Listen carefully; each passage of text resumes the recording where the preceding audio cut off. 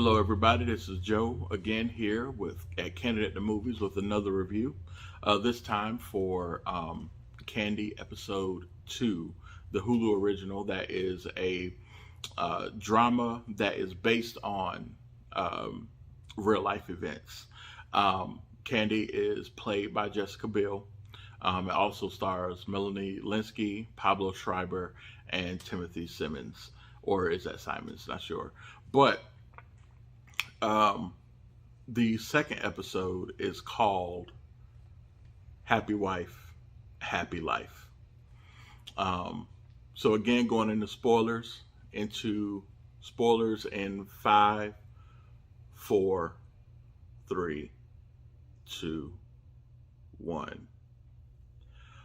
All right, guys. So if you're still here, you know we're going into spoiler territory. This time we are looking at 2 years earlier. So 2 years prior to the day that Betty died. 2 years before she died. We find that Betty was a teacher and put her entire class in school suspension, and she is strict.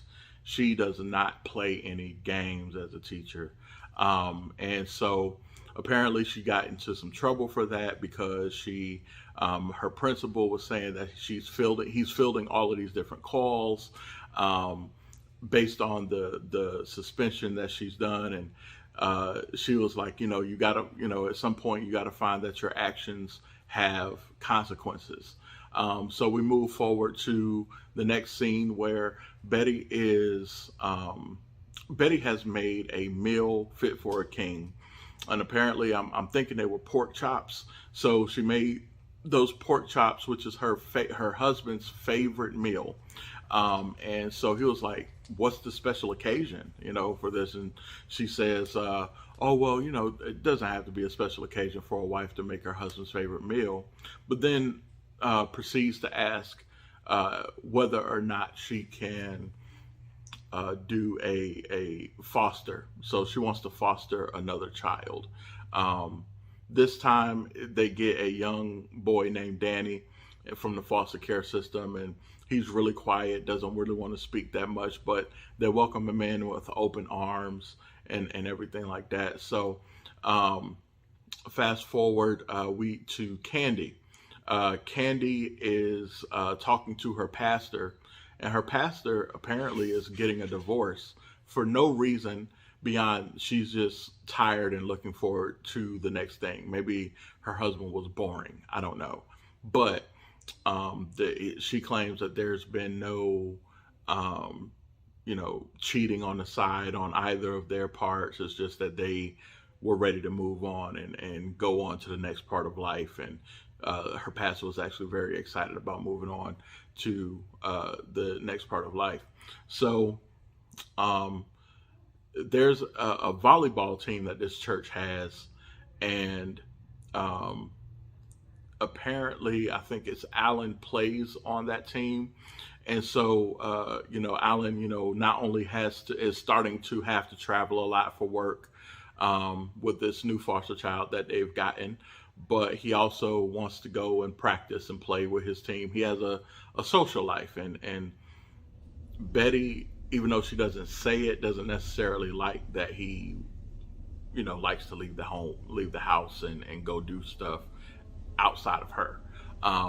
So he's practicing. Apparently her pastor brings her new boyfriend, and they're openly flirtatious on the volleyball court and whatnot.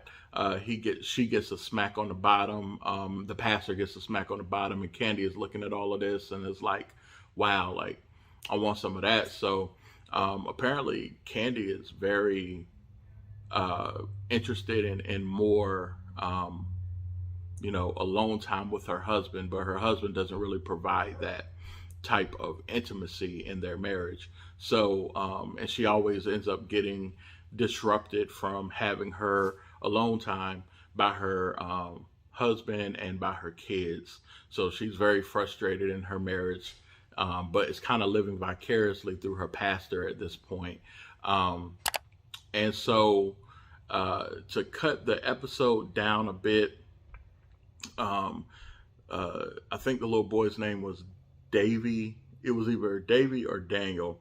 Um, his birthday was coming up, but he was acting all types of, rowdy and whatnot. He, troubled kid. He's a foster care system. Don't know how many homes he's been in or anything like that.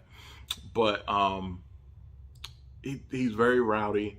But and Betty kind of like lights into him, tells him that she's gonna hit him if he doesn't calm down, and he doesn't know whether or not that's true. So he's like basically taken aback and is drawn back. But that's how Betty is. Anyway, so in order to try to make it up to him for that threat, Betty tries to give him like an opportunity to have a birthday party, which I don't know how many birthday parties he's ever had, but he was very excited about that. And and Betty pulled out these invitations that were from last year's party for her daughter.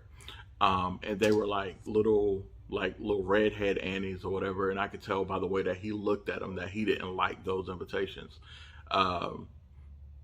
He didn't pass out. The little boy is 7, going 8. Didn't pass out any of the invitations. And long story short, nobody shows up because nobody knew. Betty didn't reach out to any of the parents to have a birthday party for this kid.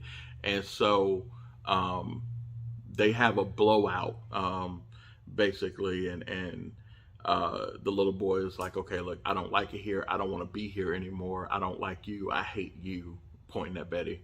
And Betty gets all over dramatic and is like, well, I'm tired of having people here who doesn't want to be here, basically throwing shade at Alan himself. So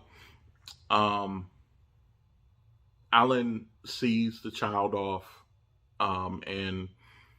but that same night he has volleyball practice, and Betty is upset that he's actually going to go. And he was like, look, I've already missed one. I like to be there, and they need me. They depend on me to be there, so I'm going to be there. So he leaves, goes to volleyball practice.